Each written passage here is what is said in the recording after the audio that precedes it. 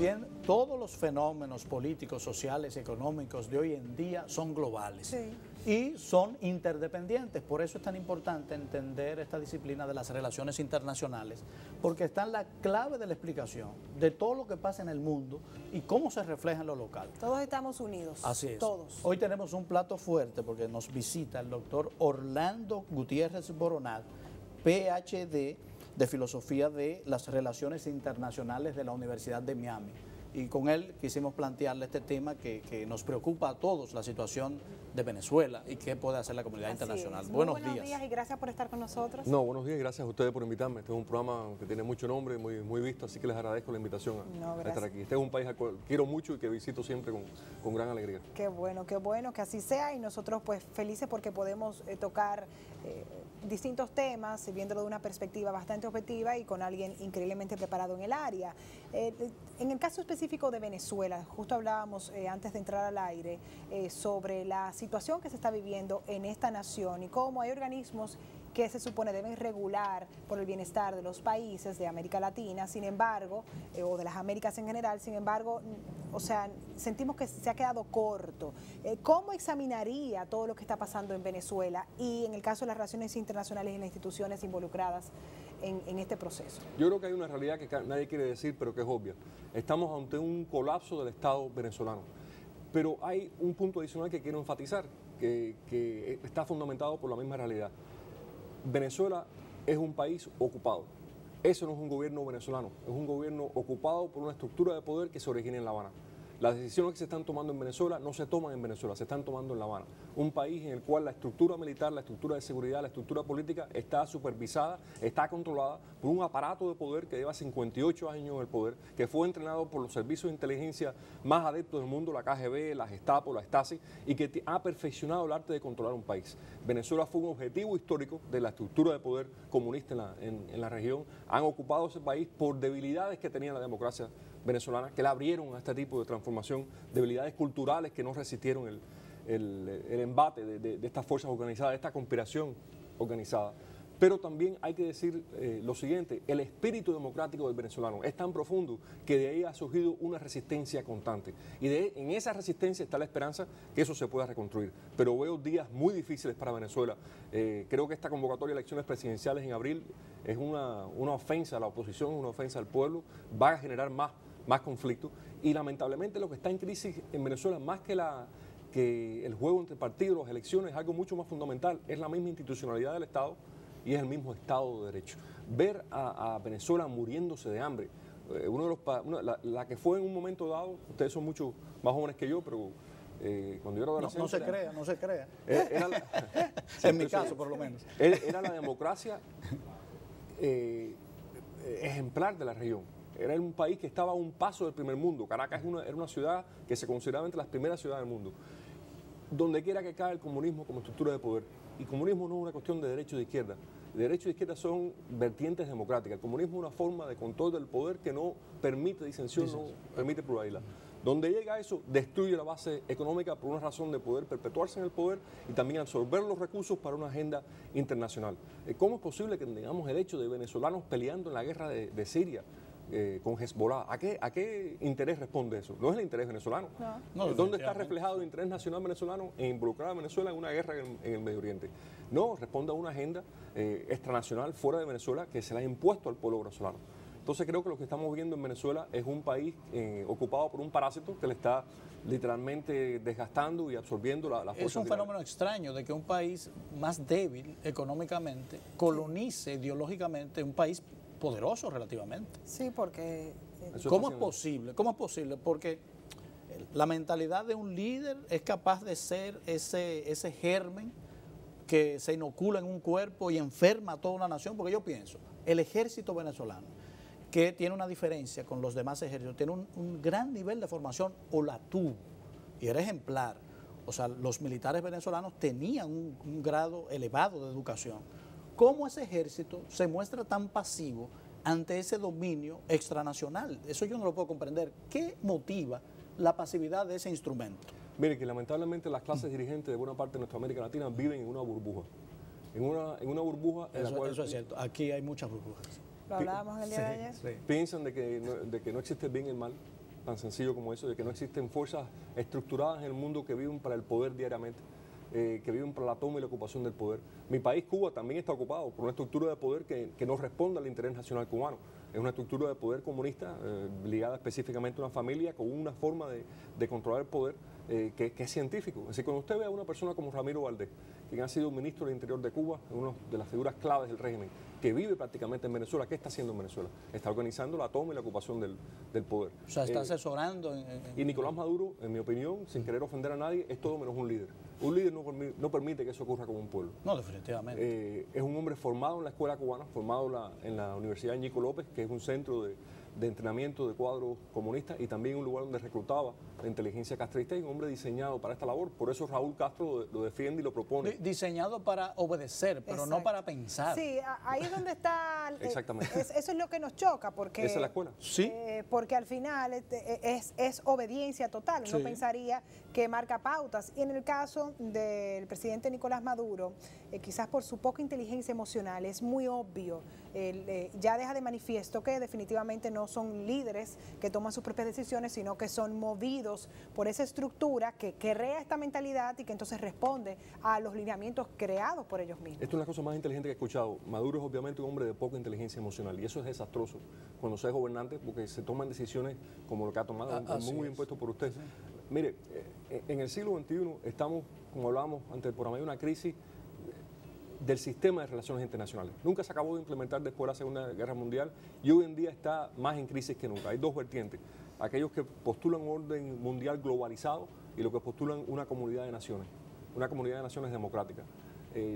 Obviamente el interés de la región está en una comunidad de naciones democráticas, pero la unidad de las Antillas, la unidad de Cuba, de Puerto Rico, de la República Dominicana, de Venezuela, que es parte esencial de nuestra historia, y nosotros la historia venezolana. No hay historia de Cuba sin historia venezolana, y no hay historia de Venezuela sin la participación cubana. No se puede lograr hasta que resolvamos la crisis medular de la región, que es la existencia de estados totalitarios que niegan los valores fundamentales de nuestra civilización, de nuestra cultura, y que están creando un descalabro absoluto en la región. El ejército venezolano pareció ser una gran fuerza institucional en un momento dado. Yo estoy sorprendido. Y resultó ser que el ejército colombiano tenía mucho más institucionalidad y mucho más estabilidad. Paradójicamente. Increíble. Y está ahí, está al servicio de esa dictadura en contra de los intereses de su país. Vamos a ampliar la visión. Es muy valiente parte suya llamarlo una dictadura, así que lo felicito. Sí. No, pero yo lo hago a diario y me gano algunos. Algunos, te ganan, sí, unos cuantos. Porque somos defensores de la democracia y sabemos lo que es una democracia. Y una democracia no es solamente ganar una elección. Una democracia supone el respeto a la separación de los poderes, al equilibrio de los poderes. Exactamente. Es mantener ese principio por el cual se ganó la elección. Y a las minorías. Claro. Y a las minorías.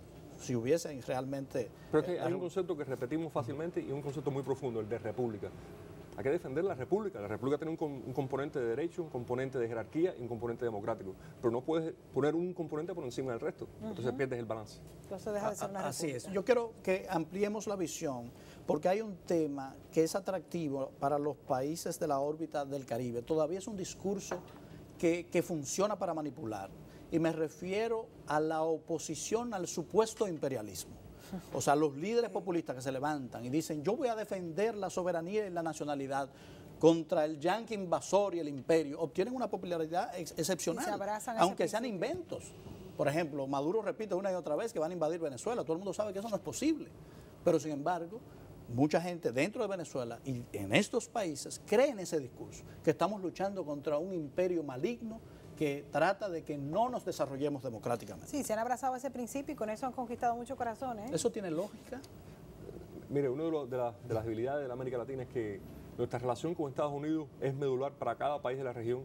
Sin embargo, no estudiamos los Estados Unidos. Hay una visión laxa que viene del marxismo barato de ver a Estados Unidos como un monolito, como una máquina de producción, y es mucho más que eso. Es una serie de culturas muy complejas, una unión de naciones libres, porque el nivel de soberanía que tiene cada estado norteamericano, cuando uno lo estudia se da cuenta de que no es lo que pensamos. Lo vemos en la oposición de California versus las políticas de Trump. O sea, parecen dos países. Dos países, un mismo y el mismo país. colegio electoral. Es una unión de naciones libres que cada estado americano aún preserva una cuota de soberanía que no nos damos cuenta que es muy importante. Es un país que se encuentra en medio de una guerra cultural, donde está, y lo hace periódicamente, le dicen el realineamiento, ¿no? El famoso realignment, donde está enfocando su política por los próximos 50 años. Trump no es un accidente en la historia de Estados Unidos, es el producto de un movimiento que viene antes de él y que seguirá después de él. Y ese debate es muy fuerte, y en América Latina tenemos que darnos cuenta que no estamos ante un imperio, estamos ante una república imperial, que es muy diferente. Si estuviéramos frente a un imperio, la cosa sería de otra manera. Si estuviéramos pegados a Rusia en vez de estar pegados a Estados Unidos, nuestra historia sería muy diferente. Porque a fin de cuentas es una república que le ha dado más énfasis al intercambio comercial, al intercambio de ideas, que le ha dado, y lo sé que lo estoy diciendo en un país que fue invadido, que fue ocupado, y eso es un respeto a la historia dominicana, pero en realidad es un país que sus intervenciones son cortas y enseguida se retrae a su frontera, teniendo una capacidad militar sin paralelo en el planeta. Ninguna potencia ha tenido el poder militar que tienen los Estados Unidos, la capacidad de controlar un país rápidamente. Si deciden invadir a Venezuela, en 48 horas, siento decirlo, sin ofender al orgullo nacional venezolano, ocupan Venezuela. No, definitivamente, Sí, claro. definitivamente. Pero desde el punto de vista geopolítico es algo difícil de que ocurra porque los resultados no serían los deseables. Me gustaría llamar la atención hacia algo que dijo ahora sobre el caso específico de Trump, que no es casualidad, que es el resultado de todo un movimiento que se le hace a lo interno, que llega con él y se va con él. Me gustaría que profundizara un poquito más en eso. Estados Unidos es bipolar en lo siguiente. En primer lugar, recordemos el fenómeno siguiente. Salió un artículo recientemente en Forbes, creo que fue, hablando de las ciudades norteamericanas. Nueva York tiene 10 veces más comercio con Londres que con ninguna otra ciudad norteamericana. Y lo mismo puedo decir de Boston, de Los Ángeles. Hay una serie de clases dirigentes en las principales ciudades norteamericanas que ya tienen una agenda globalizada, porque sus intereses están en Asia, están en Europa, están en Estados Unidos. No lo ven desde el punto de vista local. Y entonces el resto del país americano, que sí es una máquina de producción a un nivel de creatividad, de impulso tremendo, siente que ha sido desgastado en esa agenda. Y lo que siempre ocurre en Estados Unidos, entonces hay un pullback, hay un ajuste de cuentas en las comunidades americanas que dicen, no, nosotros somos una nación con una agenda propia, una condición propia, una cultura propia, y se tiene que escuchar el espacio nuestro. Y entonces estamos en esa tensión entre una clase globalizada en Estados Unidos y una clase nacional, un sector empresarial nacional también muy fuerte, con intereses nacionales, que están viendo cómo se redefine la agenda. Y este es un debate que trasciende los partidos. Ustedes han visto que hay republicanos de un lado, demócratas de otro. Sí. El movimiento Trump es un movimiento que se encaramó en un partido, pero no surgió del republicanismo. Entonces es una situación muy compleja y creo que tenemos que aprender en general los hispanos a defender nuestro punto de vista de manera más inteligente y más efectiva dentro de esta república, que contrario a lo que insisten en decirnos supuestos politólogos, el poder norteamericano no es un poder vertical, están equivocados, el que diga eso no entiende Estados Unidos, es un poder eminentemente horizontal. Eso da espacio para la defensa de los intereses propios. Ya han habido países que han hecho eso con mucha capacidad. Israel ha demostrado cómo defiende sus intereses muy hábilmente a nivel horizontal. Recuerden que Israel está frente al poder económico árabe, que es extenso, del petróleo, poder político iraní. Los iraníes tienen influencia dentro de Estados Unidos, el gobierno de Irán. Israel no tiene nada de eso, sin embargo ha logrado muy inteligentemente presentar su agenda a nivel horizontal.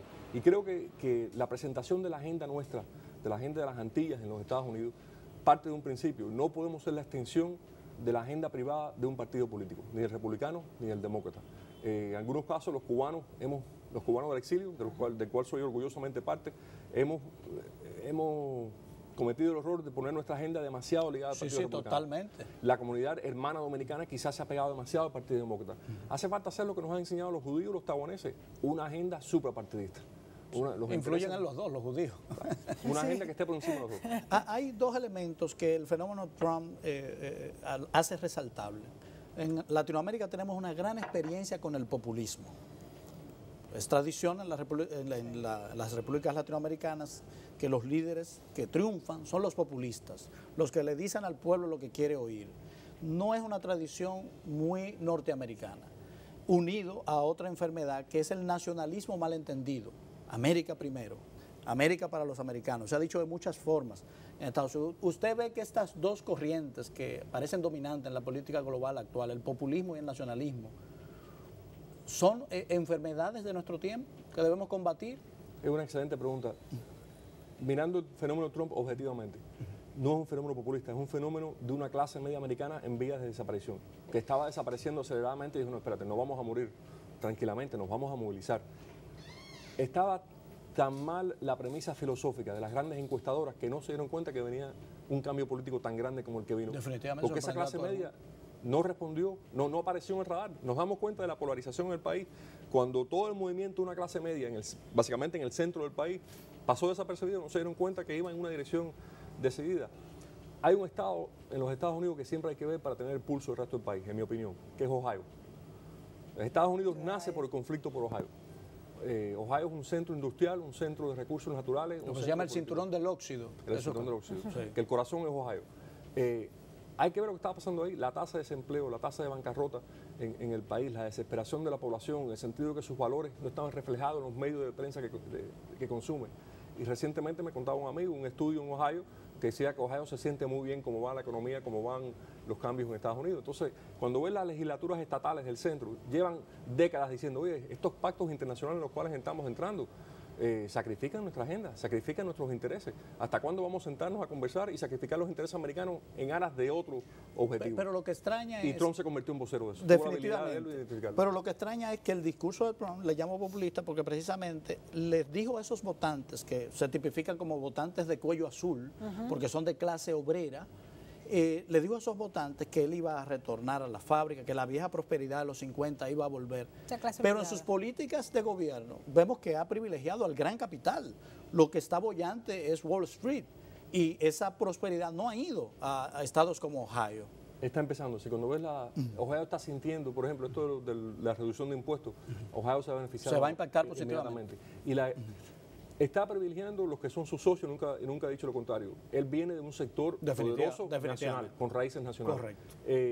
Pero también otro factor que creo que es clave en todo esto, la misma transformación de la tecnología. Si las naciones no protegen sus fronteras y protegen su forma interna de educarse, la tecnología ha llegado a un lugar en que el reentrenamiento de los trabajadores no alcanza la velocidad con la cual se transforma el sistema tecnológico. Es decir, cada vez hacen falta menos trabajadores. Eso es desastroso para el mundo. A menos que prime el principio humanista de la nación, porque la nación es un principio humanista, a fin de cuentas, y el Estado de Derecho, la distancia entre ricos y pobres va a ser insalvable en este planeta. Y existirá una clase globalizante que puede ir a establecer colonias en Marte y están muy contentos ahí. Lo digo sarcásticamente, pero es posible. Claro. Es posible. Tenemos ahí los Musk pero intentándolo. lo que nos incumbe ahora es que mediante el Estado de Derecho, la participación del Estado Nacional, se creen mecanismos de protección para esas clases medias, esa clase sindicalizada que pueda establecer y vivir una vida digna. Si el Estado no toma un rol en eso, aunque sea potenciando la sociedad civil como ha intentado hacer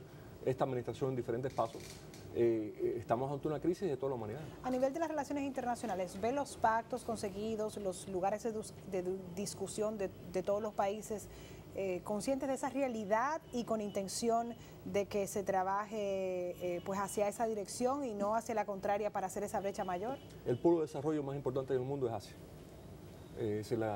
La capacidad de la energía de la economía norteamericana aún es insuperable y las economías asiáticas dependen en gran medida de esa.